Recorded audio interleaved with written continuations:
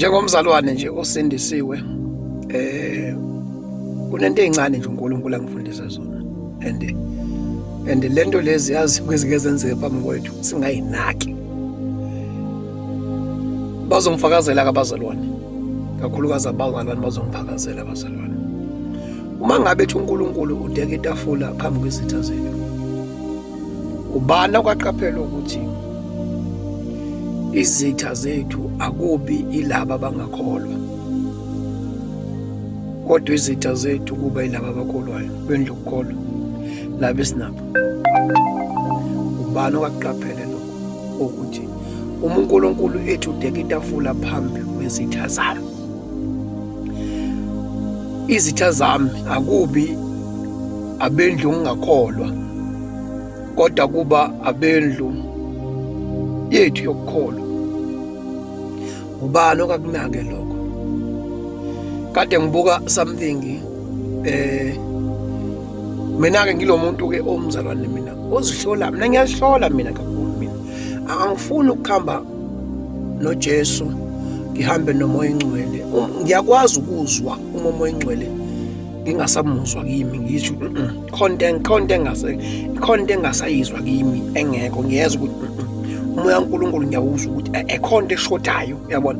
Mina ngileyo muntu onjalo, ngilo mzalwane onjalo mina okwazi ukuyizizwa uma ngabe kukhona la ilahleka khona. Ngilo muntu onjalo.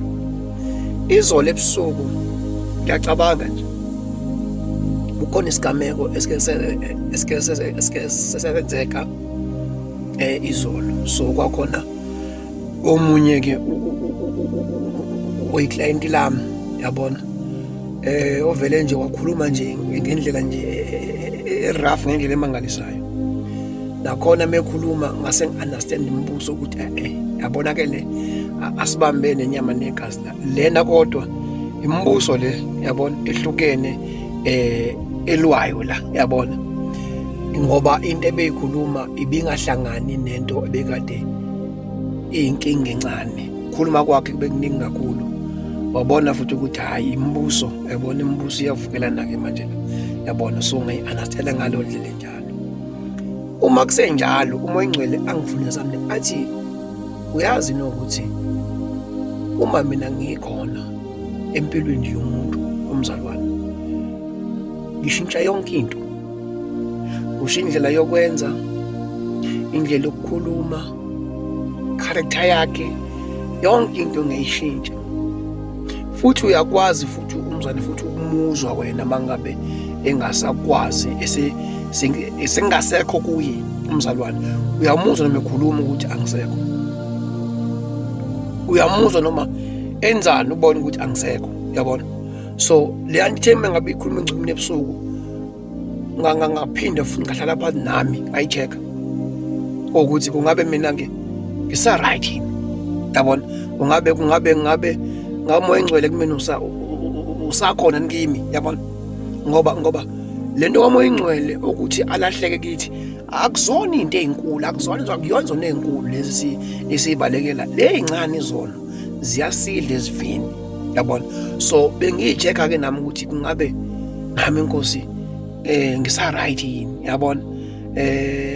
Yonke into isahamba kahle, ngakumele uyihlole mangabe umzalwane. Ungabi ikholwa elingayihloli, ngiyakutshela mina. Ungabi ikholwa elingayihloli, yabo. Ngiyakutshela mina, kufanele uma uyikholwa uyihlole wena. Yazi indaba, once wayihlola wena ngeke uzisigambela manga wena, ngoba uma ungayihloli wena, bakhona bayokutshela. Mase bekutshela basuthi wena hayi bangamajaji, bangabahluleli, kusho wena njalo, yabo. Ngobani? Wena ukwazi ukuyihlola, kanti manga uyihlola wena uqala manje uzilungise wena. Mina ngiyazilungisa kanza kwethu, mina ngiyakwazi ukuzilungisa. Mina ngiyakwazi ukubona la ukuthi yabona mayila engathi la ngigejile, engalana angizange ngenze kahle, engalana angizange ngibe umntwana kaNkulunkulu. Ngoba phela into esiyibaleka kakhulu ukuthi sibe ngabatwana bakaNkulunkulu ngaso sonke isikhathi. Ingasilahlekeli lonto leyo, noma ngathiwa sikuphi, akumelanga lokhu silahle ukuthi singabatwana bakaNkulunkulu. Into le engamelanga isilahlekele nangelilodwa ilanga lelo ukuthi thina singabatwana bakaNkulunkulu, sizindlalifa. kubalulekile ukuthi uyihlole. Futhi kule beshikani ukuthi why uNkulunkulu njalo mangabe ethi udeke itafula phambi kwetha zakho kodwa isitha kube umzalwane. Kumele ube careful nawe wena mzalwane wami ukuthi ungabi sitha esivuso uNkulunkulu ngempilo yomunye umuntu. Ngcono kube wena ovuselwe izitha kodwa ungabe umzalwane uxabana wonke abazalwane mase wena ukuze uNkulunkulu mase baphakamisa ebabeka lebeka khona mase wena uphatheka kabona adeke itafula phambi kuNkulunkulu. Akube yilaba bayanga abasezweni ekumele basivukele babe izitha kithi, angabe endlini okukholwa ngaphakathi. Ngithi angishare bafethu ukuthi nje kubalulekile ukuthi uyihlole uyicheke ukuthi usa right yini wena. Ngeke uziqambela amanga mangabe futhi uzithola futhi ukuthi awusekho right, urepent, phenduke.